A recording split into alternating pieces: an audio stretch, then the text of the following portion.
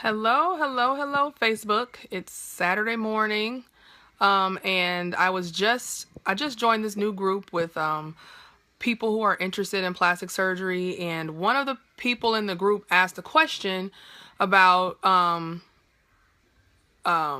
whether or not they should get a cosmetic surgeon or a plastic surgeon. And seeing the people's responses, it made it very clear to me that people really don't know the difference between the two. And I know that a lot of people think they're the same, and they're not. And I think it's really important for me to help people understand the difference, because it could be a life or death decision. So right now in America, not even just America, right now in the world, plastic surgery has gotten so popular. And, people from all different walks of life go and get different cosmetic procedures to change or make better things that they don't like so much, which obviously I don't have a problem with because I'm a plastic surgeon. Where I have an issue is when people who aren't really qualified to do the job find clever ways to trick people into coming to them to get things that they really shouldn't be doing. And there's a lot of, I know that I'm going to make a lot of people mad with this one, but there's a lot of doctors who aren't surgeons at all, and they call themselves cosmetic surgeons, and they do cosmetic procedures, and they've never had any surgical training whatsoever. They don't know the subtleties and intricacies of the anatomy. They don't know the physiological changes that happen to a person after they've undergone a surgery. They have no idea how to manage the complications if they arise. They can't get malpractice insurance for it because they weren't trained in it. So people walk into these doctors' offices thinking they're in good hands because the person's a doctor. And it's like, you may as well be going to somebody who's not a doctor at all. Because these people have no real knowledge of the specialty. So I'm just going to try to put it into perspective for you. I'm a plastic surgeon. I did residency in general surgery first for 3 years, and then that was followed by 2 years of all plastic surgery residency. And then I did an additional year of fellowship training in aesthetic surgery, also known as cosmetic surgery. If it took me 6 years after medical school, it took me 6 years of training to learn this craft, how on earth is someone who had no training at all qualified to do the same thing? So if that's hard for you to understand, then think about it this way. If I told you that I could do your brain surgery for 50% off, would you let me do it? You would be like, no. I don't want you to do my brain surgery. You're not a brain surgeon. I'm a surgeon, and you wouldn't let me do it. I've actually operated on people when their brains were exposed. Plastic surgeons are called into the OR all the time to close the skull and close people's heads when they've had infections and their brain is exposed. They call plastic surgeons to help the neurosurgeons get that covered up. But you still wouldn't let me do your brain surgery. Would you let me do your open heart surgery? Probably not, right? So if that's the case, why on earth would you let this person who has no surgical training at all do your plastic surgery on the only body that you have? The answer usually to why people allow folks to do that is because it's cheaper. You have one body and you have one life.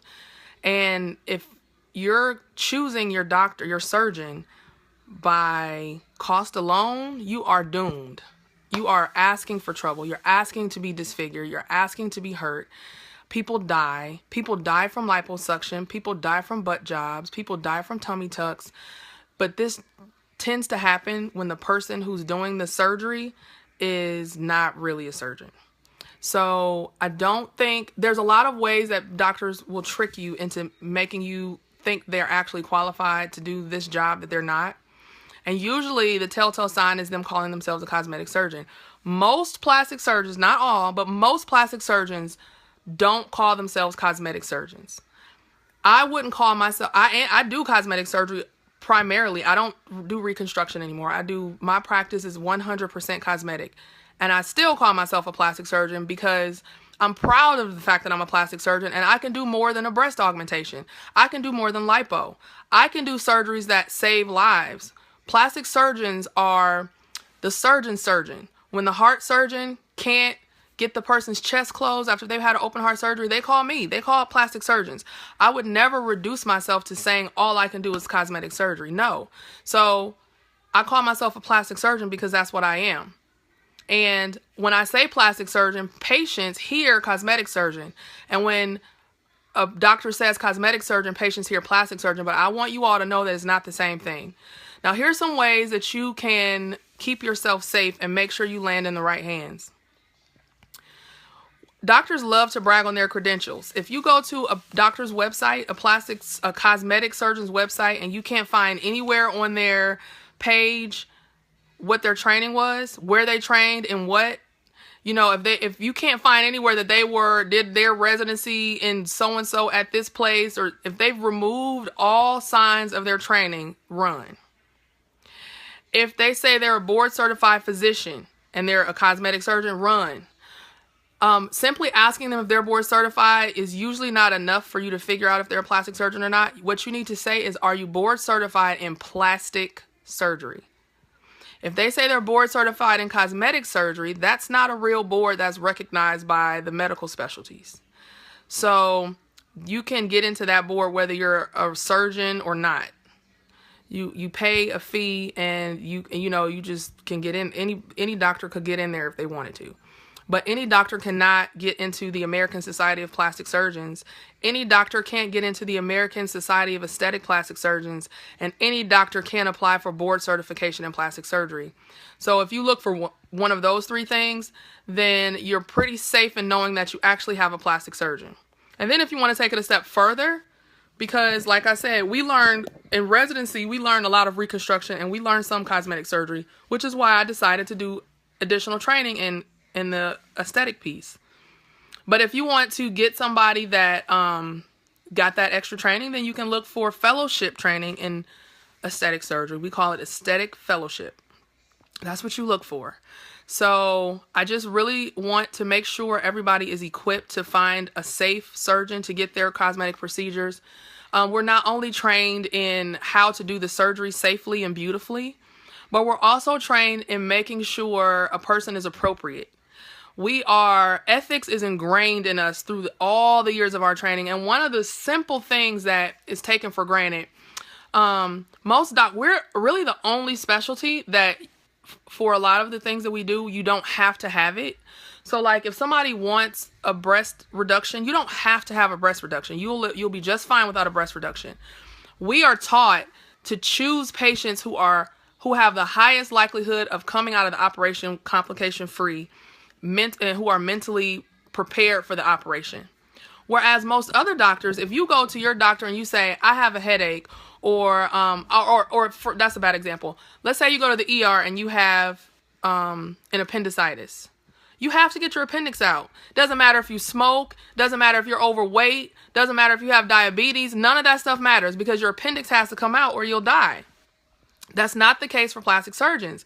So when these doctors who weren't trained in it start to do plastic surgery, they have that same mentality. Patient asks for it, I give it to them. So if the person has a BMI of 45 and they're like, I want some liposuction, a real plastic surgeon would tell you, no, you need to lose weight. A cosmetic surgeon who has no plastic surgery training at all, they'll say okay because they're used to saying okay. I won't even say that I don't even think that they realize that they're doing anything wrong, because the way you're trained in medicine, with the exception of plastic surgery, is to do whatever the patient asks. Essentially they need the stuff that they're coming in for. If they have high blood pressure, you have to treat it. Even if they don't listen to you, even if they keep smoking, you still have to treat it. But that's not the case with plastic surgery. But if you take those tenets over to plastic surgery, you end up with a lot of people who get hurt. You don't do plastic surgery on a person who is not safe. And most of these doctors who are not real plastic surgeons don't realize that. And they do plastic surgery on people who aren't safe all the time. And so you end up with patients who have bad complications or patients who die. So what I want you to take from this Facebook Live, and I know I'm going to make a lot of people mad with this Facebook Live, but this is something I'm extremely passionate about, and I just really want people to be safe. If a person calls themselves a cosmetic surgeon, that should raise your antennas, and you need to dig deeper to find out if they are actually a plastic surgeon. You want a plastic surgeon to do your plastic surgery. You don't want me doing your brain surgery? And you don't want a family practice, ER doctor, or dermatologist doing your tummy tuck? All right, y'all. It's Saturday. I'm about to go play with my boys. Bye.